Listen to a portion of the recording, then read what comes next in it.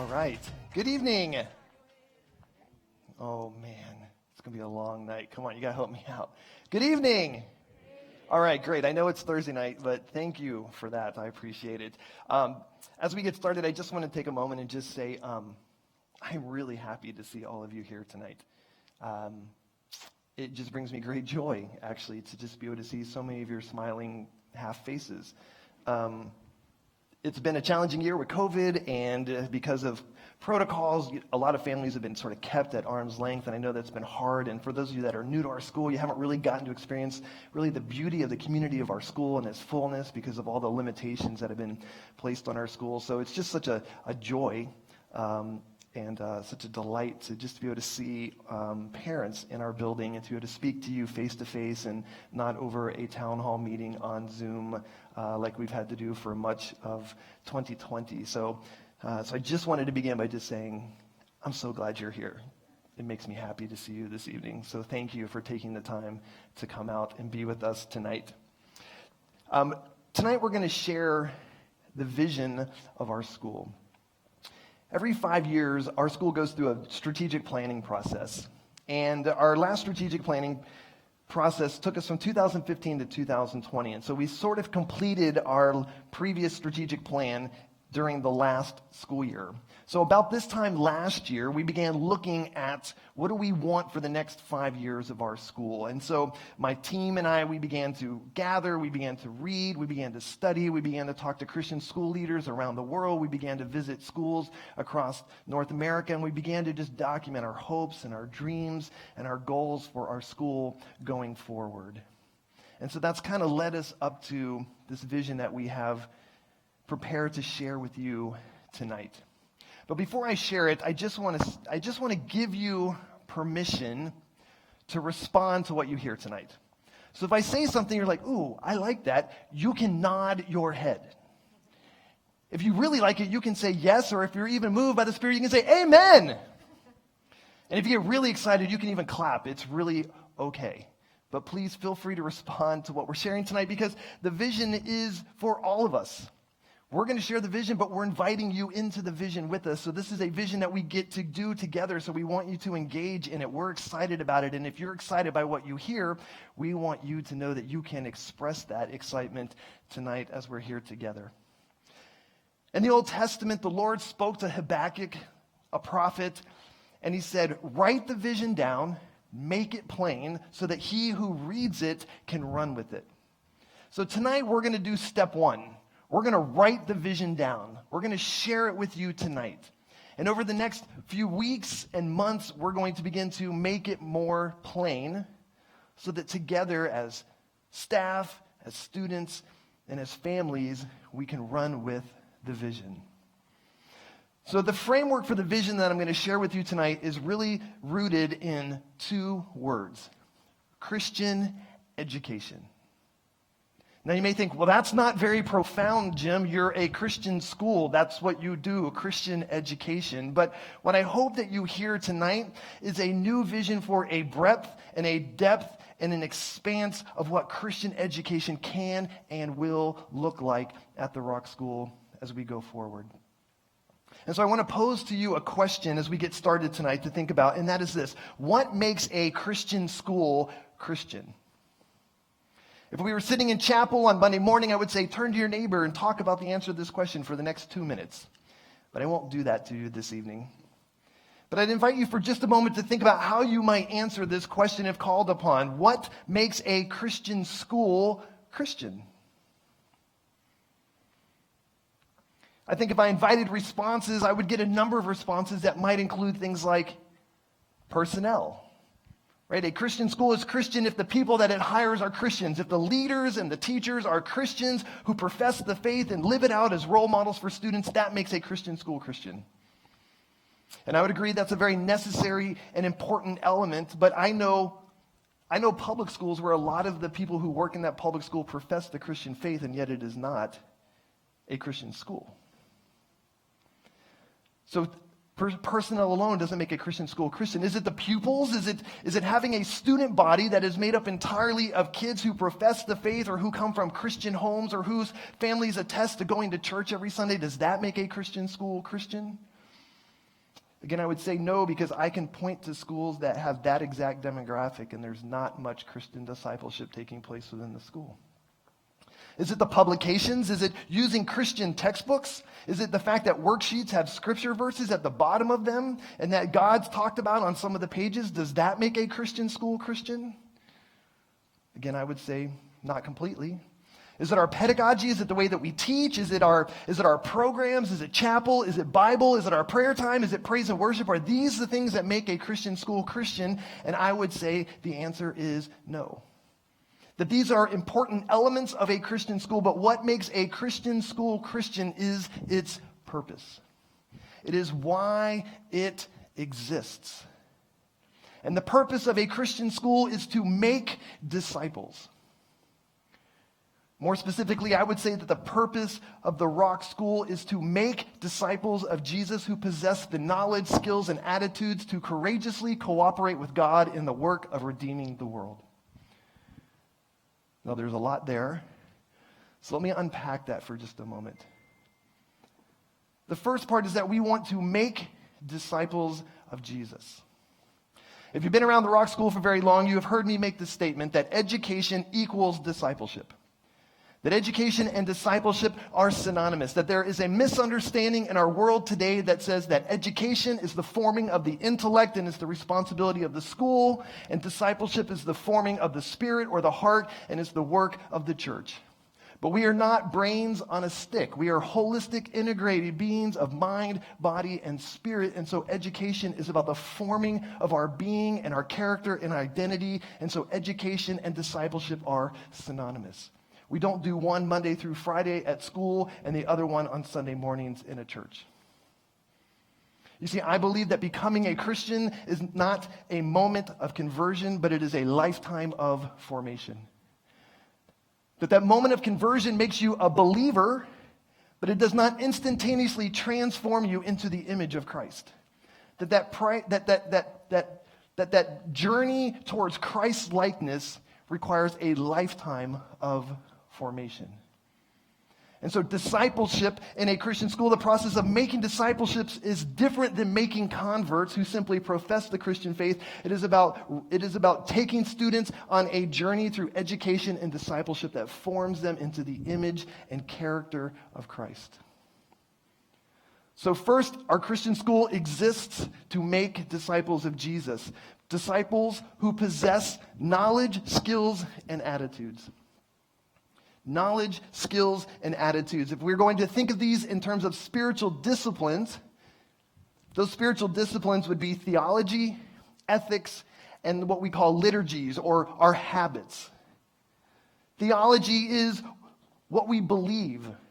Ethics is how we behave. And our liturgies is what forms our desires. So discipleship is about forming beliefs, behaviors, and desires. Beliefs, behaviors, and desires. We often think of discipleship simply in terms of the first one, that it's about right beliefs. We just need to teach kids to believe the right thing. Or sometimes we say, you know what, they got to believe the right thing and then they got to make good choices. Right? Ethics. But that alone is not a complete picture of discipleship unless we also learn to form their desires. You are what you love, as James K.A. Smith reminds us. We are what we love. I'm reminded of a story that I've shared before about a woman who had a barren apple tree in her backyard. And she kept complaining to her husband, I want an apple tree with apples. I want an apple tree with apples. So the man gets up, goes to the hardware store, buys a ladder, a nail gun, and a bushel of apples, goes home, climbs up on the ladder, and nails apples to the tree, goes inside and says to his wife, there's your apple tree. And the point of the story is that Christian discipleship is really good at apple nailing. We're really good at giving kids rules and expectations that create a false sense of good fruit. And yet Jesus said that no bad tree bears good fruit, no good tree bears bad fruit, but out of the abundance of the heart, the mouth speaks.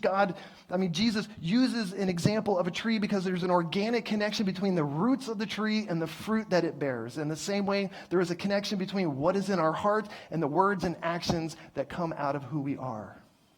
And so it's not enough to simply believe the right things and behave the right way. We must also form proper desires within students. And so holistically, what are we talking about? We're talking about how we learn, how we live, and what we long for.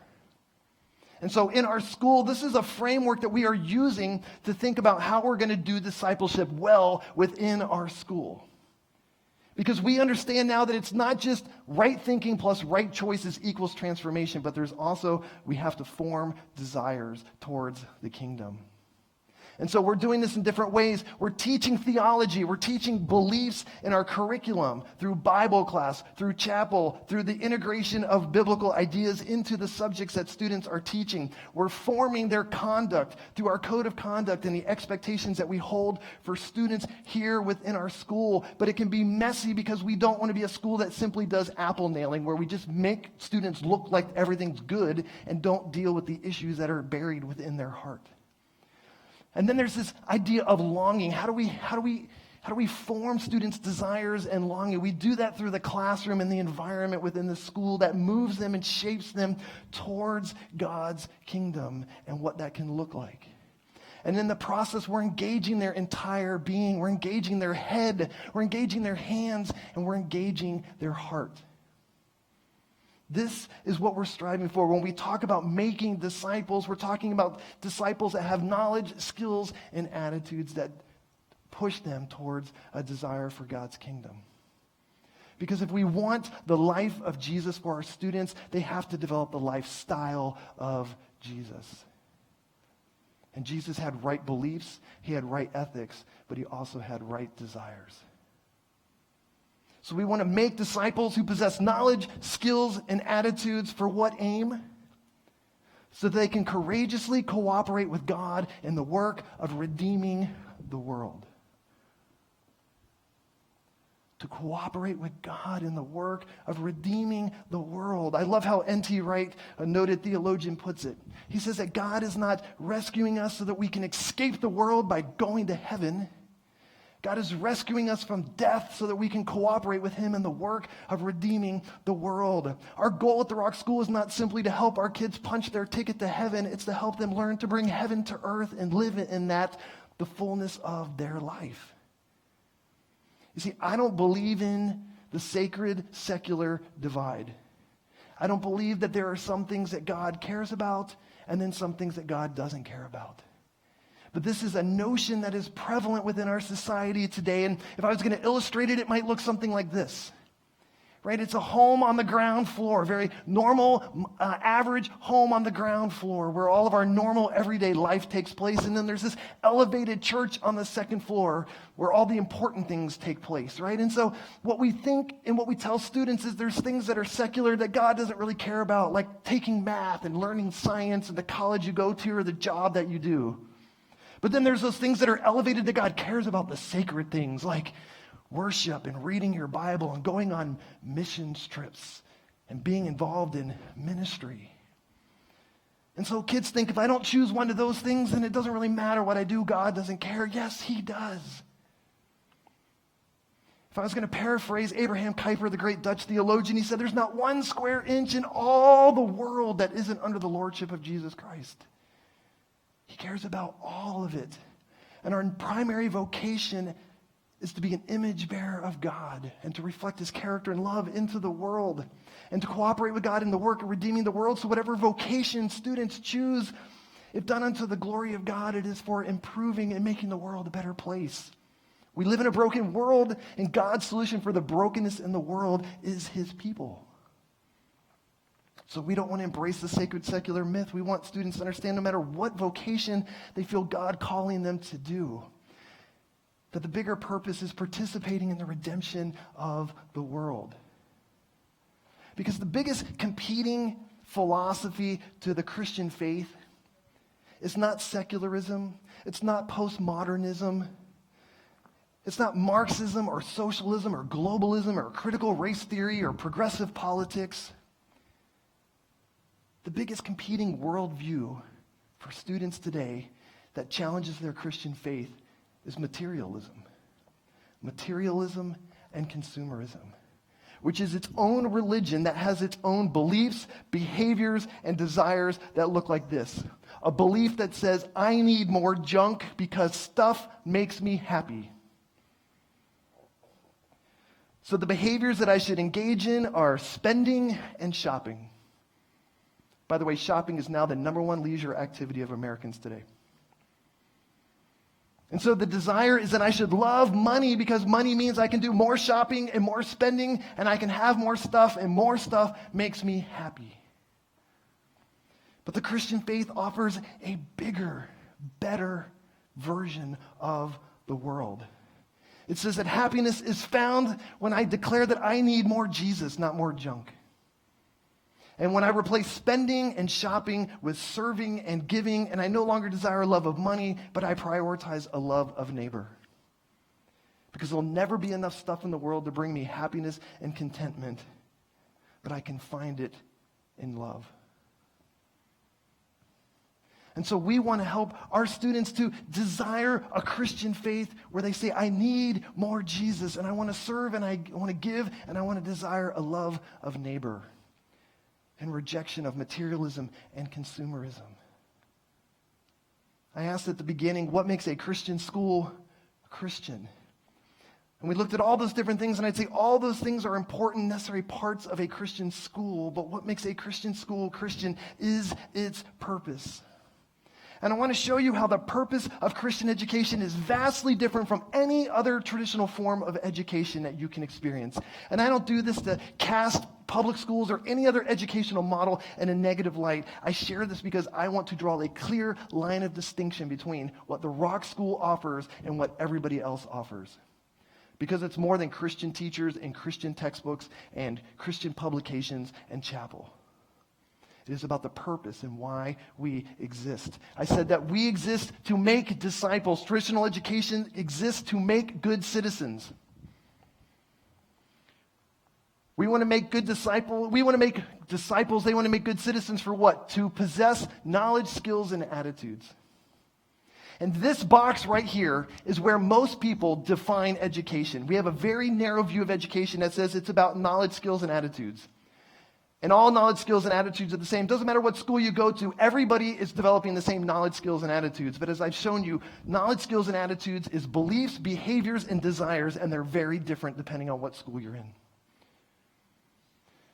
And so then what do we look at? We're looking at for what purpose? To courageously cooperate with God? Or as traditional education would say, it's for the purpose of successfully preparing for college and career. Right? That's the language that you hear in the education universe today. Successfully prepared for college and career. For what aim? Is it to cooperate with God in the work of redeeming the world? No, it's to successfully prepare for college and career so that we can enjoy a life of ease and affluence.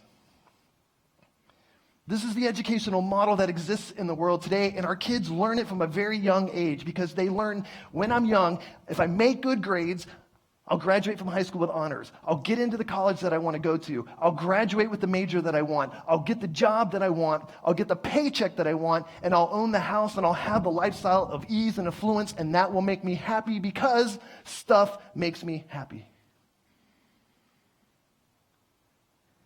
I want my student, my own children, I want the students at the Rock School, I want them to be prepared for college and career. I want them to be able to provide for their families. But I don't want that to be the chief aim that they strive for their whole life. I want them to embrace the bigger mission that God has for them to courageously cooperate with Him in the work of redeeming the world. And if that means, thank you very much. And if that means that they make a big paycheck so they can finance it, great. But that is not the aim. That is not the goal. We do not exist to promote materialism in the life of our students. We exist to promote the Christian faith. And so I've cast this vision of Christian education, and we think of this as Christian and education as two words. But they're not really two separate ideas. What I want you to understand as we begin to move into the academic side is that the Christian influences the education, and the education is in pursuit of and in support of Christian. They're integrated. They go together. It's not some things are Christian and some things are education. It's all Christian education because education and discipleship are synonymous. And so out of this desire for Christian discipleship, and to give our students everything that they need to do whatever God is calling them to do, we are constantly looking for ways to improve our educational options and offerings here at our school.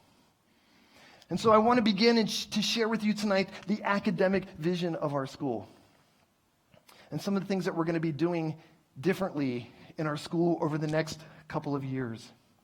And this academic vision is not inspired by, gosh, man, our school's terrible. We got to do something better. This vision was inspired by our school is really good. But I've been here 22 years. I've been in education 25 years. And I believe in one thing, especially about education. It's about continuous improvement. If you're not moving forward, it's not long before you're moving backward. I don't ever want to get to the point where I'm like, you know what? It's good enough. Because I don't believe that honors the Lord.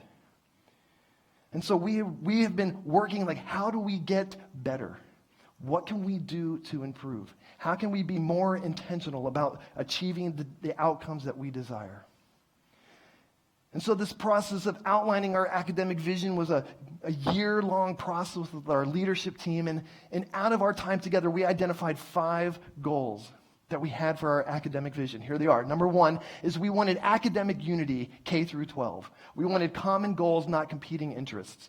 Here's what I mean by that. We are a school that has K-12 on one campus, under one leadership, and under one governance. We have the opportunity to have a cohesive educational program from pre-K all the way through 12th grade. So we don't want to have a school where like this grade's doing this cool thing, and that grade's doing this cool thing, and this grade's doing this cool thing. Because all those things are really great, but when they're not woven together in a cohesive way, they lose some of the impact and some of the intentionality that can go with it. Number 2 is we wanted academic accessibility. We wanted an education that wasn't just for the elites, but would serve all students, regardless of their learning styles and learning differences. We didn't want to just have an academic vision that was like, oh, for the high-performing students, this is great. For everybody else, Number 3 is we wanted to have academic complexity. We wanted rigor, not rote. We wanted to move students into the 21st century with the important skill set that they need to be able to do all that God's called them to do. And that's going to involve complex problem solving, critical thinking, and all of those high-level skills that you often don't learn when you simply memorize and regurgitate information for the purpose of getting a good grade and moving on to the next thing to learn and then forget.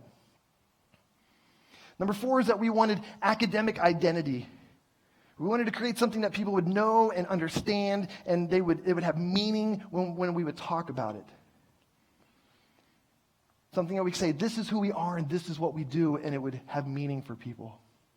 And then number 5 is we wanted academic accountability. We wanted high standards, not high praise. We went through the accreditation process, renewal process a year ago. Our school's accredited by Advanced Ed, Cognia. They're the largest accrediting agency in the world. They accredit all of Florida's public schools, a lot of the private schools. We went through the accreditation process last year. There was a site team that was here for a couple of days. You know, we get our score back. It's a 321. The national average 260. We get lots of accolades about our school, but we get very little constructive feedback. Because accreditation for us is not the bar to it's the floor, not the ceiling. We wanted something that would help us to challenge us to be better and to hold us to a higher standard than simply saying, well, we're accredited. And so we were looking for that. We were looking for academic accountability as well. And so with these 5 goals in mind, we began to look at a lot of different things. I took my team away for a visioning retreat for several days. We brought in a consultant to facilitate the process. And over time, we examined 5 really good models of education, what we would call deeper learning models of education. And out of that, there was one that just resonated with us the most. There was one that we felt like checked all the boxes. And that program is what we call International Baccalaureate. International Baccalaureate, or IB for short, is an international program that when I say International Baccalaureate, you have one of 3 reactions probably in the room. There are those that are like, I've heard of this. Yes, this is amazing. There are those who, I've heard of this and oh my gosh, what is the school doing? And there are those that are like, IB, I've never heard of it. I don't know anything about it. So I'm going to try this evening to speak to all three groups of people in the room tonight and give you a little bit more information about why we've made this decision and what it's going to look like. Let me begin by reading the legal information that I have to from the IB organization. The Rock School is a candidate school for the primary years, middle years, and diploma program. This school is pursuing authorization as an IB World School. IB World Schools share a common philosophy, a commitment to high-quality, challenging international education that we believe is important for our students. So when people think of IB, they often think of the high school program that exists in most communities. Here in Alachua County, there's an IB program at Eastside High School for grades 11 and 12. That's what we call the diploma program. But IB is actually a pre-K through 12 program. So a little more specifically, what is IB? IB is an international organization that provides a highly respected educational framework that unifies learning, instruction, and language. Beyond content, learners develop lifelong skills across disciplines. IB has been adopted by nearly 4,500 member schools in over 150 countries. So let me give you a little bit of an overview of IB. So for some who are thinking, oh, IB, that's just a high school. No, the Rock School is pursuing authorization as an IB World School and a continuum school, which means we're going to do IB from pre-K through 12th grade. So the first level is what we call the Primary Years Program, or PYP. IB loves their acronyms, by the way, so you're going to start to learn a lot of letters. The Primary Years Program, pre-K through grade 5. So in the center is what we call the learner profile, which I'm going to show you in a minute. And then around that, you can see exhibition, agency, and action. The program culminates with this idea that students are going to demonstrate mastery of skills through exhibition and projects. There are the subject areas that students will study each year: sciences, the arts, mathematics, social studies, language, which includes English and foreign language, physical, social, and personal education. And then this next ring are these 6 themes that students learn, study, or work through every year of the PYP program. Who we are, how the world works, how we express ourselves, where we are in place and time, sharing the planet, how we organize ourselves. So then we have the next level, which is called the Middle Years Program, or MYP. This is not middle school, this is middle years. So this is grades 6 through 10. This is a 5-year program for grades 6 through 10. Again, you have the learner profile in the middle.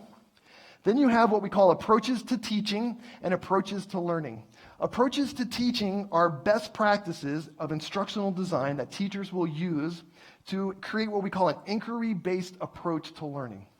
So imagine if somebody just gathered up all the best ways to teach and put them in a comprehensive instructional design. That's what this is. Then you have the approaches to learning.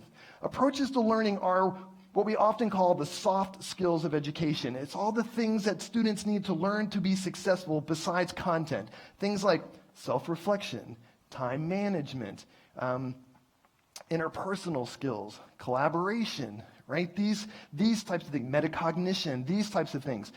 In the IB journey, students will learn more than 100 of these skills in a very intentional instructional design.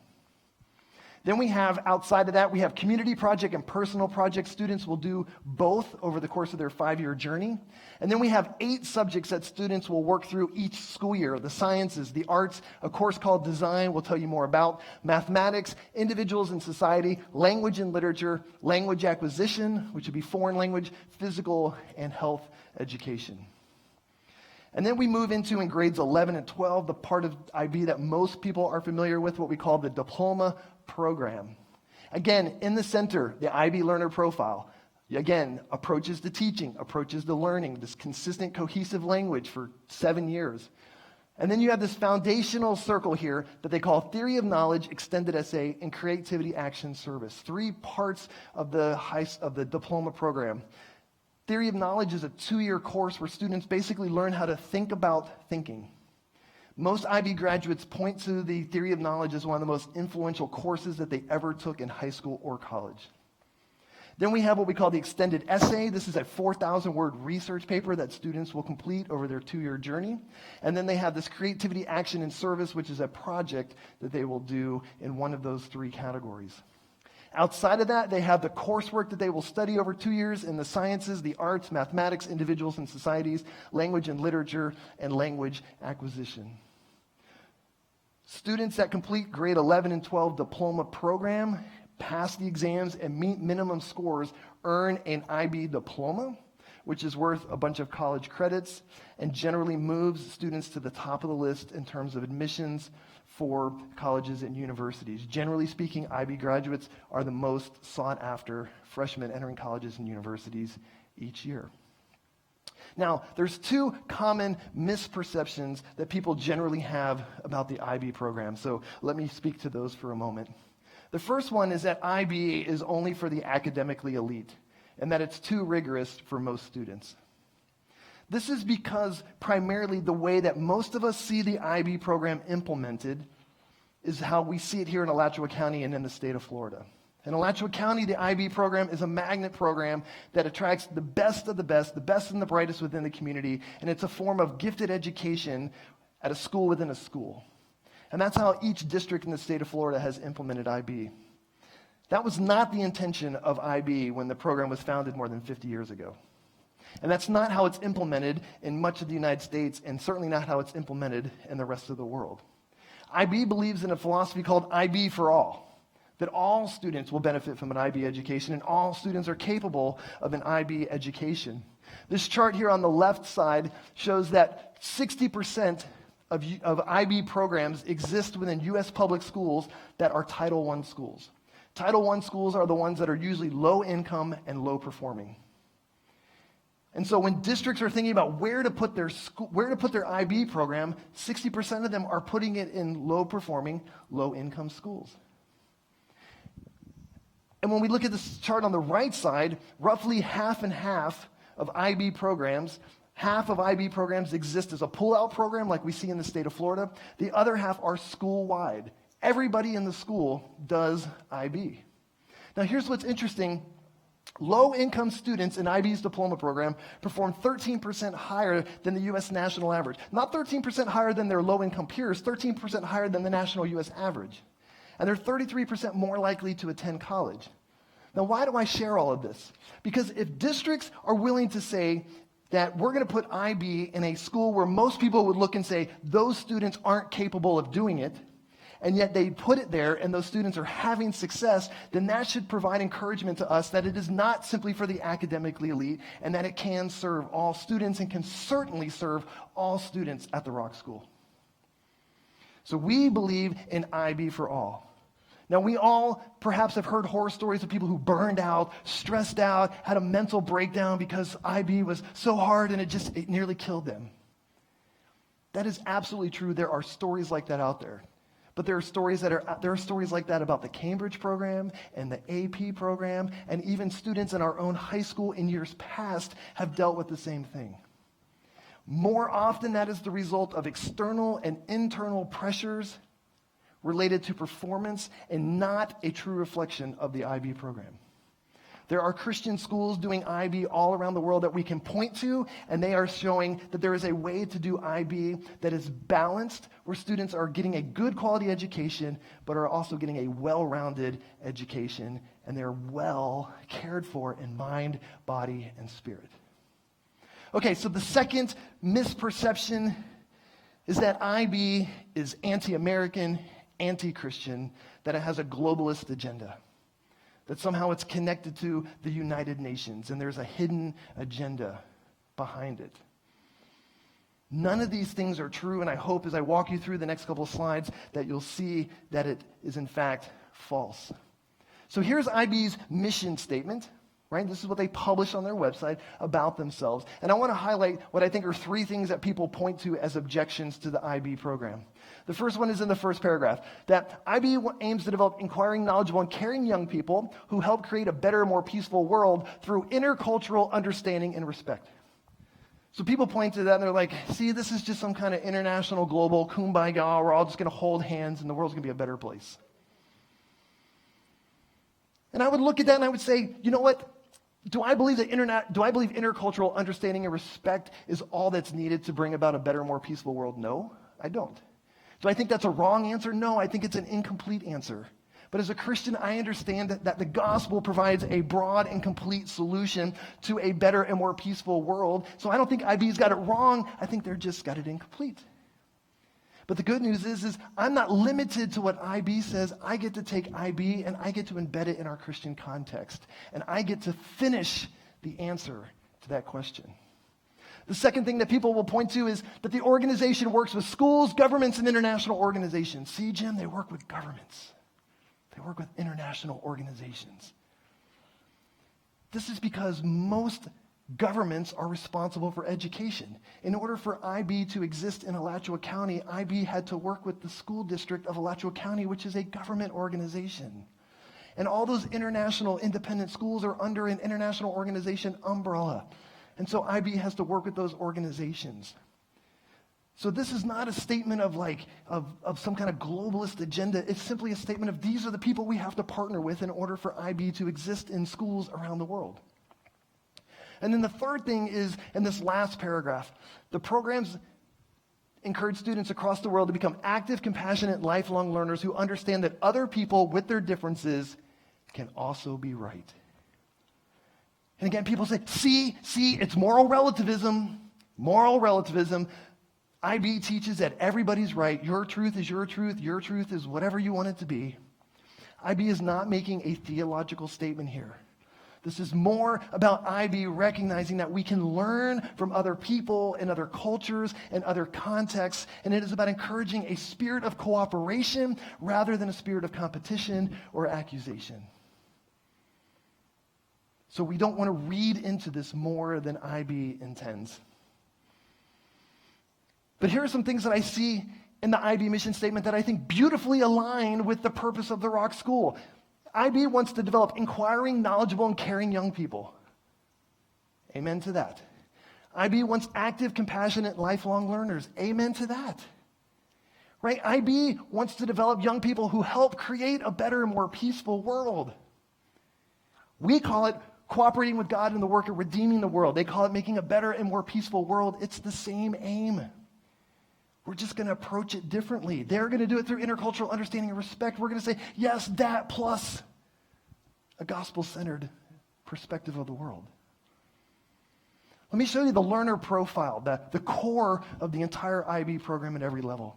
The learner profile are 10 attributes that schools work to cultivate within students during their educational years. Right, so these 10 words, these 10 attributes are provided by IB. They're the same for every IB school you go to anywhere in the world. But each school gets to define those words in their own unique context.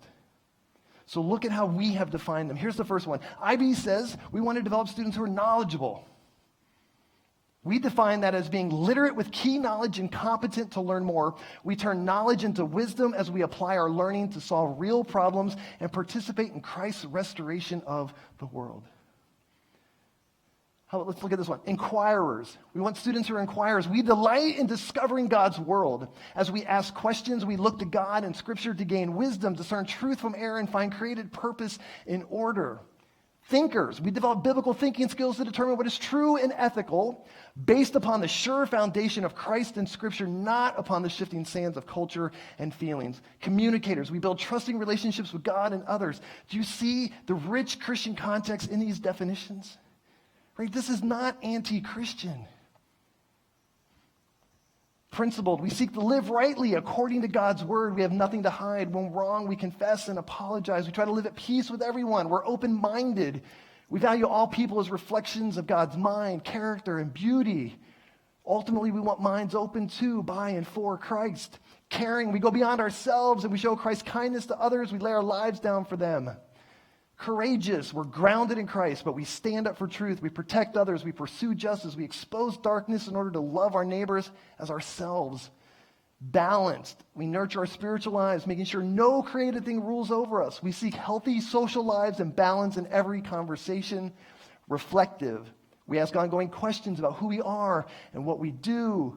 right? So this is this learner profile, and it's rooted in our Christian context because IB is not the host. The Rock School is the host. IB is the guest. IB gets added to who we are. We don't conform who we are to fit IB. Right? And so we go back. We want to develop knowledge, skills, and attitudes. Look how the learner profile fills the bucket for each of these three things. Knowledgeable, engaging the mind, knowledgeable, thinkers, inquirers. The skill sets that engage the hands, communicators, principled, reflective, and those attitudes that shape our desires to be caring, courageous, balanced, and open-minded. And instructional prices, those approaches to teaching that instructors will use, engages the mind towards knowledge, towards shaping beliefs. Those approaches to learning help students develop the skills that they need to be communicators and all those other things, engage their hands in those personal projects and community projects, give kids a way to apply their learning that forms their desires towards love of neighbor. So here are some of the benefits of IB, and each of these statements has a research paper that goes with it that provides the evidence. But here you go. IB graduates more likely to persist through college, which is important because we talk about acceptance rates to college. Nobody talks about finish rates in college. Lots of kids get into college and start college. Not all of them finish. Right? IB students are more likely to persist through college. They're more prepared for college-level coursework.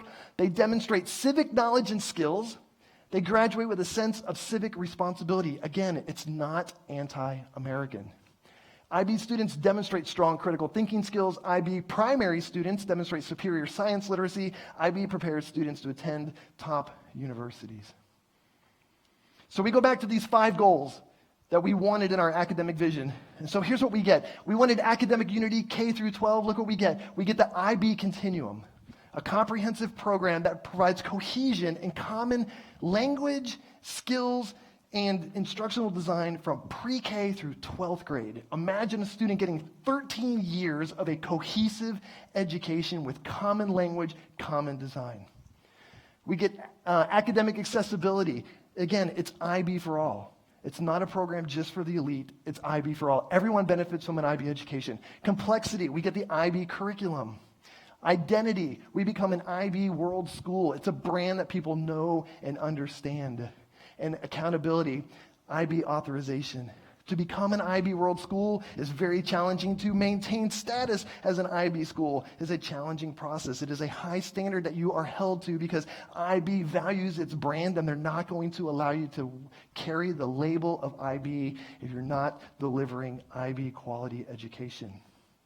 So when I shared this for the first time with my staff this summer, one of my teachers is a graduate of an IB program, and she said this. She said, even though it's been several years since I received my IB diploma, I still consider it one of my greatest achievements.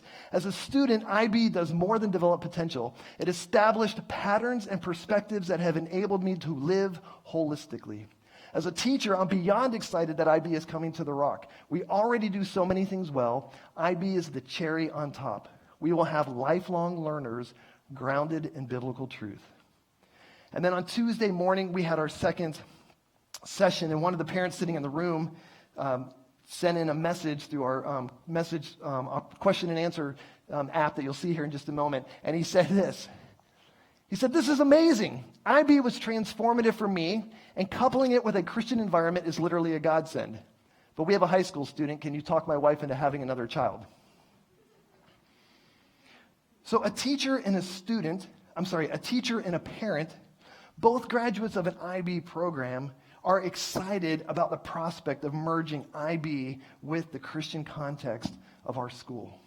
They're excited for what it means to be a teacher in the school. They're excited for what it means to have children engage and enjoy that kind of education.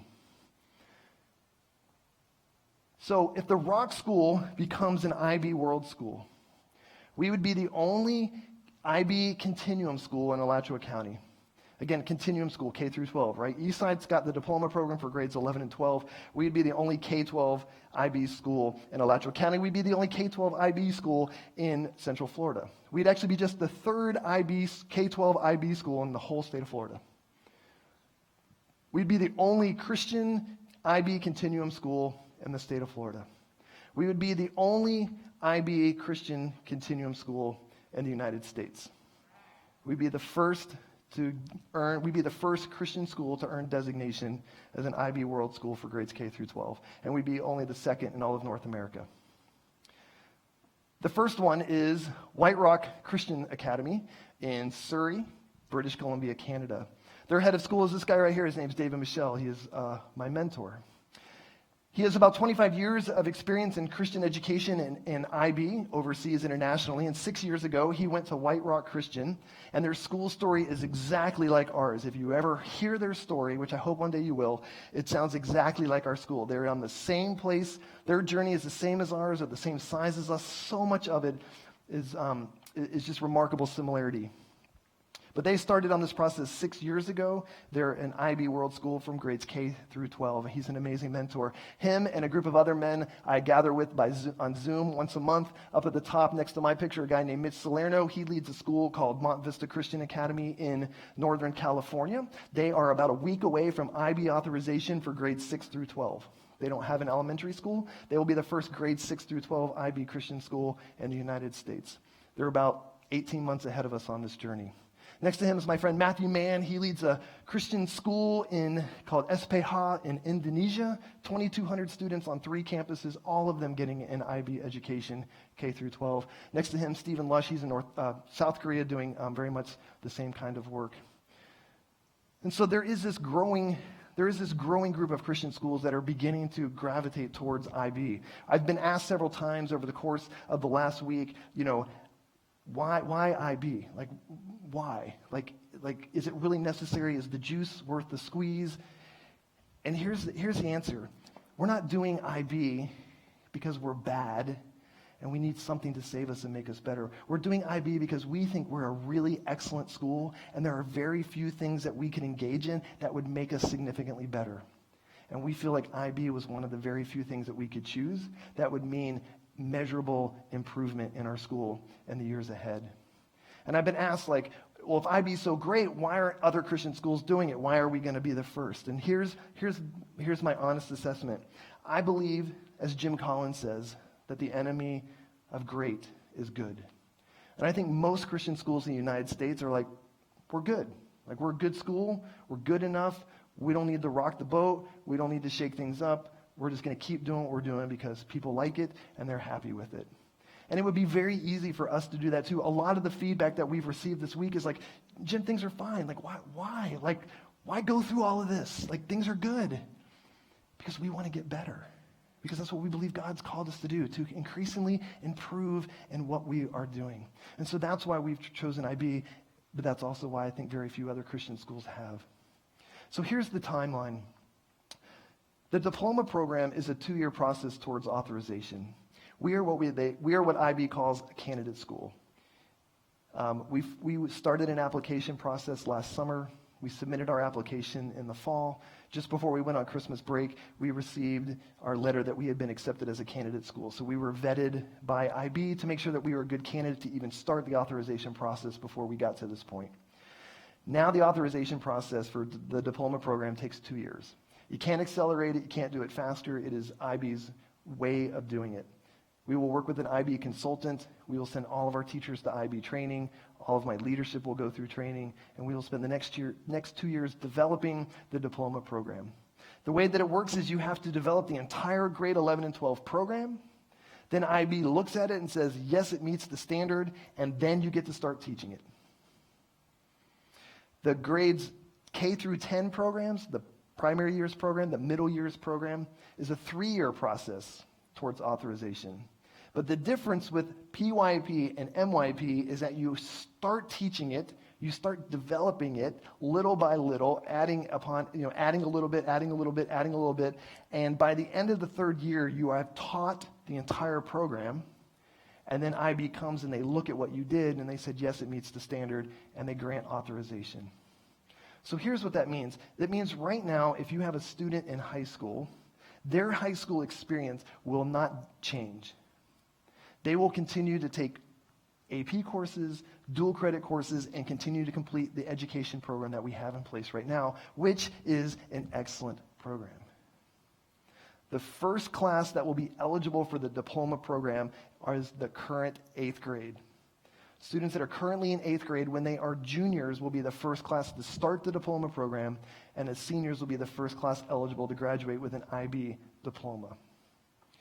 Students that are currently in grades K through 8, and to some degree K through 10, they will begin to see elements of IB beginning in the fall, because teachers will begin implementing layers of the IB program in those grade levels a little bit in the fall, more next spring. By year 2, you'll start to see a more cohesive IB program, and by year 3, it will be a complete IB program. So younger students will get to start and experience IB and grow through the process, but grades 11 and 12, everything has to be developed and nothing can be implemented until after that 2-year period and authorization is granted.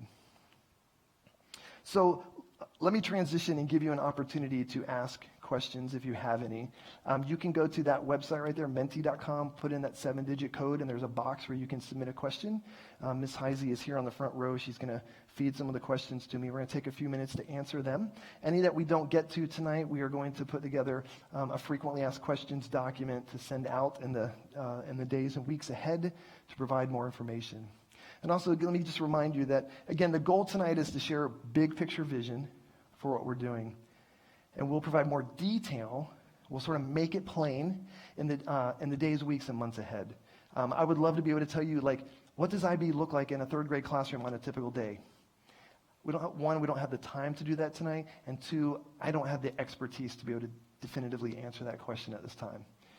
All of my leadership team, we've all gone through head of school training. Now we're going through coordinator level training. Then my teachers have to go through training. So there will be some time before we really get into the nitty gritty of what it really looks like.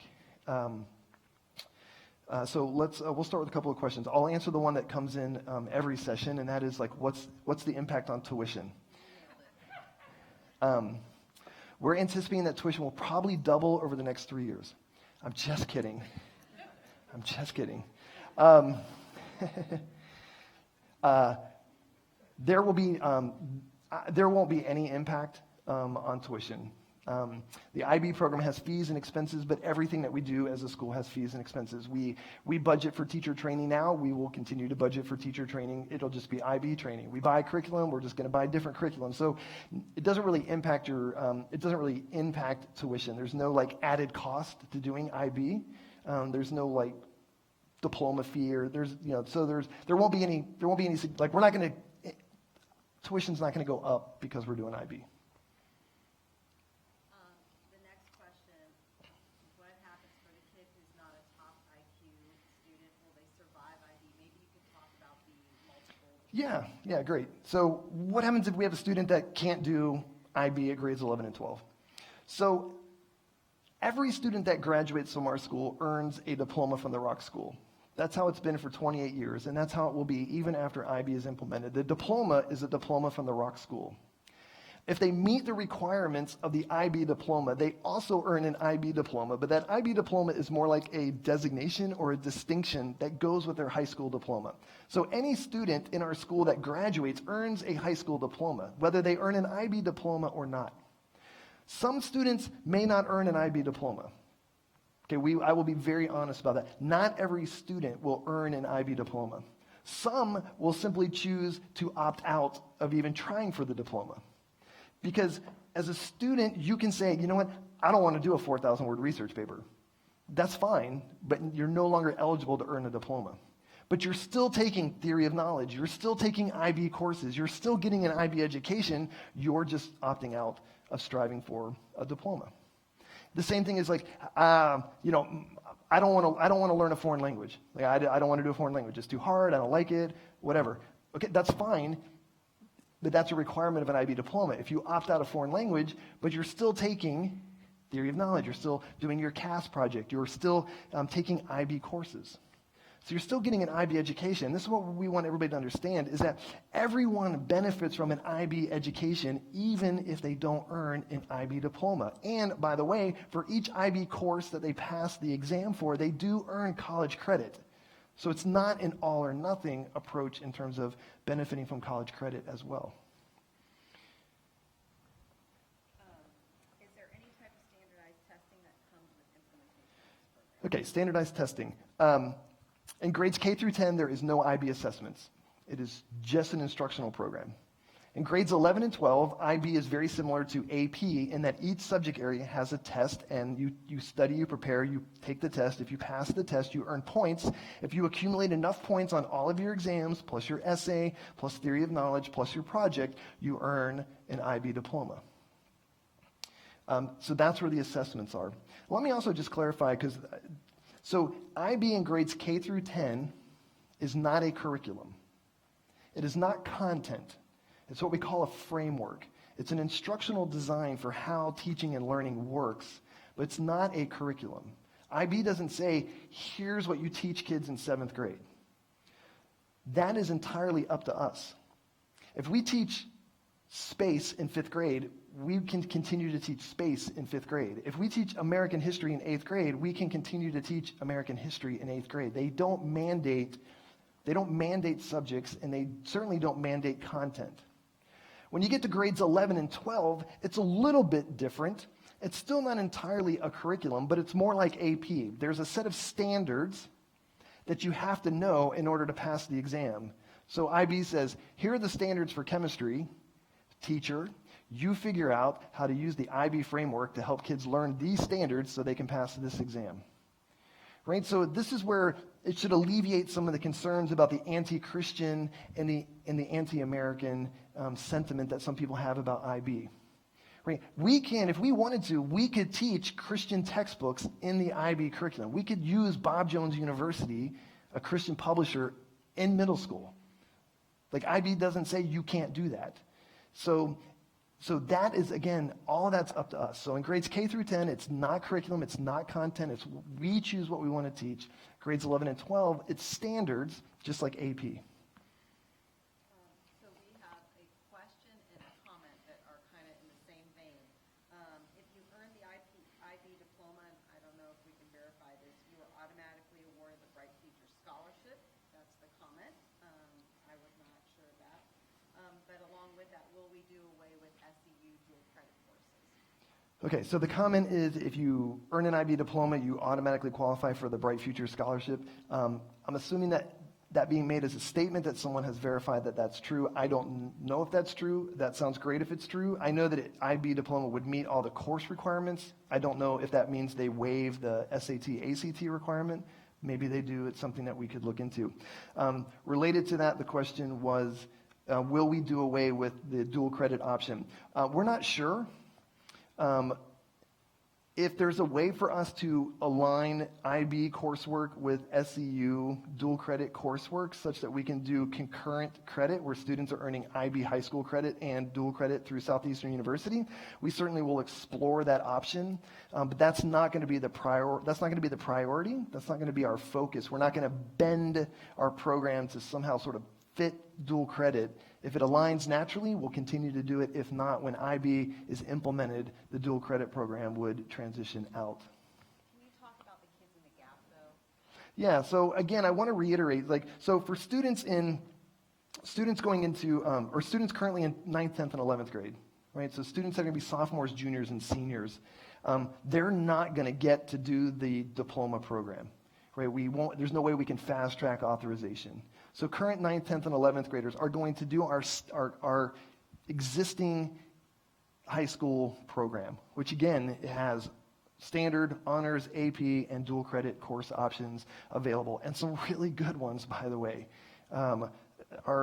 We have an amazing college physics class, AP Calculus. We offer English Comp 1 and English Comp 2, which are the two prerequisite English courses that you have to take your freshman year in college. We offer those on our campus.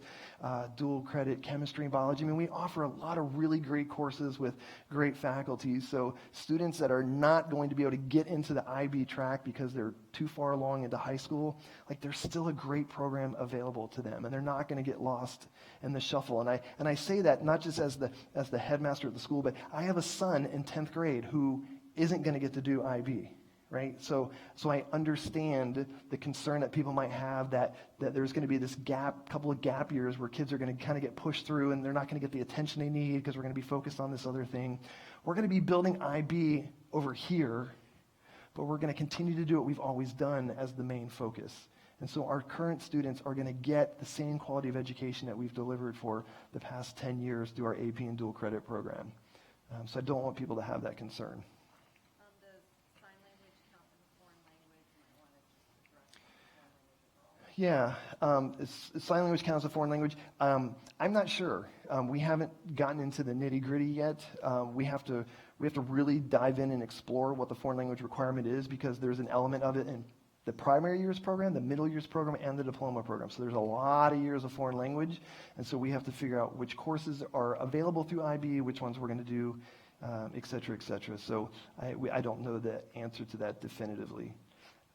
I do know that ASL meets the foreign language requirement for high school graduation, for Bright Future Scholarship, and for entrance into a university. So even if a student opted out of the diploma program because of foreign language, ASL meets that requirement for other purposes. All right, so maybe one more question, or is that all of them? All right, great, awesome. So let me end with this thought then. There's this word in education that we call pedagogy, and it's used to describe like how we teach. But it really has a much broader understanding, a much broader root. And it's this word pedagogium. In the Middle Ages, students lived with the teacher in a communal living space that was called a pedagogium. And students and teachers' entire lives were shaped by a highly relational, practical, and immersive learning experience. And what I've tried to share tonight in this idea of Christian education is I want to have a broad vision of education that is like this pedagogium. Right? Not that we want your kids to come live with the teacher. We're not going that far. But that we want to create this holistic, relational, educational vision for students that goes beyond sort of the traditional view of education that is very transactional. I tell you what you need to know, you tell it back to me, you get your reward, you go on and do this for the next person. We want to invite students into a way of thinking and learning and being that shapes their whole shapes all of them, that disciples them and educates them in their mind and their body and their spirit, all of it happening together at our school. So this environment that we're inviting students into, this environment that we have a broader vision now to build, is around this idea of a pedagogium. And so if that sounds like what you want for your students, then this is a really great place for you to enroll your kids. So tonight is kind of the end of this week that we call Rock and Roll. And so if you haven't already done so and you are ready, you can go online tonight and you can log into your parents' web account. And there's a link you can click that says, yes, I want to re-enroll. And there's also a link that you can click that says, no, I'm going to do something else, or something like that. So either way, we would appreciate if before the end of the night tonight, if you are ready, please log in and just let us know your intentions. Yes, we're coming back. No, we're not. We're moving on to other things. That will help us plan and prepare as we begin processing applications from new families within our community. I know I've shared a lot tonight, and so if you're thinking, I need more time before I make my decision, just email us and let us know, and we'll walk you through what that process might look like. Before we wrap up tonight, I also just want to take a moment and tell you that all of the things that we normally do during the spring semester, we are planning to do this spring. So we are planning for a K-4 graduation. We are planning for a kindergarten chapel. We are planning for a wonderful high school graduation ceremony. And we are planning for our elementary spring musical. And we are planning to host our big annual award show. If you've never been to one of our award shows, if you're new this year, or you were new last year, because last year's got canceled because of COVID, if you haven't been in our school for more than a couple of years, then you might not know, but our award show is a big night, about 1,400 people in attendance, K through 12, formal night, everybody dresses up. We give out a ton of awards. We have a theme every year. We've had a masquerade theme. We had a high school musical theme a couple years ago that we hosted at the Phillips Center for the Performing Arts. Always lots of awards, lots of fun entertainment. The last one that we had in 2019 was a circus-themed award show that we hosted at Greenhouse Church. That was just a ton of fun, lots of great stuff. This year's award show theme is, well, here, I'll give you a sneak peek.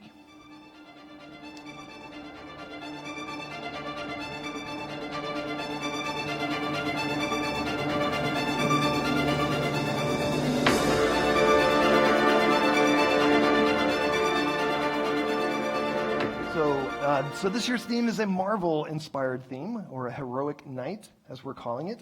If you want to save the date, it is Friday, May 7th. That will be the date of this award show. Of course, we'll send this out to you in email in the weeks ahead. But Friday, May 7th, mark it down on your calendar, save the date for certain.